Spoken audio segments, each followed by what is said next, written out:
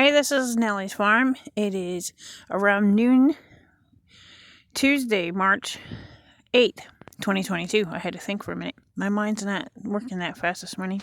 This morning I noticed for the first time that a few of my baby fruit trees have bloomed. So I guess it's officially March, huh?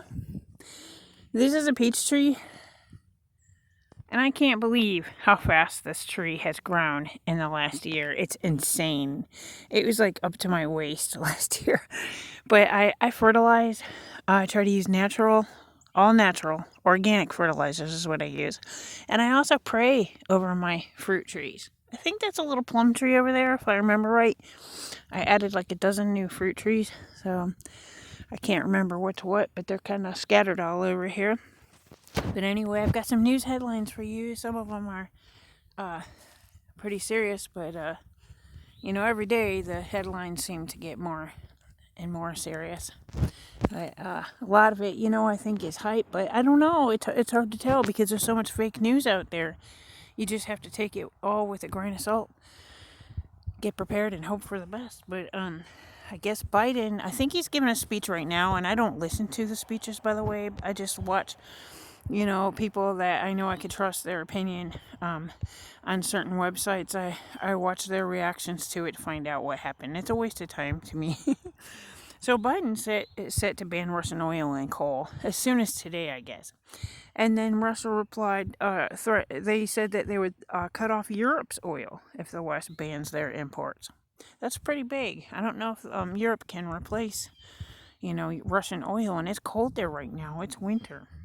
So they really need it for heating. Also, 4 B-52 bombers arrived in Fairfield at the Royal Air Force Base, Britain. So some people say that these are outdated relics and it's just posturing and staging, more propaganda. But who really knows, I honestly don't know enough to know if they're outdated. And now, China's been pretty silent these last few weeks with the invasion and everything going on, if you want to call it that. I call it liberation. But now China is starting to speak, and they say that the U.S. has 336 labs in 30 countries, including 26 in Ukraine. I don't know if that includes the ones Russia bombed or not. They want answers to the details about it. The virus is stored, the research. You know what I think? I think that the United States might point the finger at us and say we're responsible for COVID. I'm just waiting to hear that. China also said we are the ones who, the West and NATO's policy of expanding in the East played a huge role in the conflict in Ukraine. Can't say that's not true. So China, I believe, is starting to speak, and I believe that they're getting involved. And the U.S. is also threatening to sanction them. So I think, there's a lot of crazy stuff going on. Russia has listed 4 conditions of peace with Ukraine. Number 1, cease all Ukraine military action. Number 2, change their constitution to enshrine neutrality, to be neutral.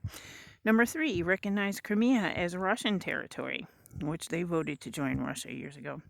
4, recognize areas of Donetsk and Luhansk as independent. Thank you for listening. I will try to do another video later. Have a great day.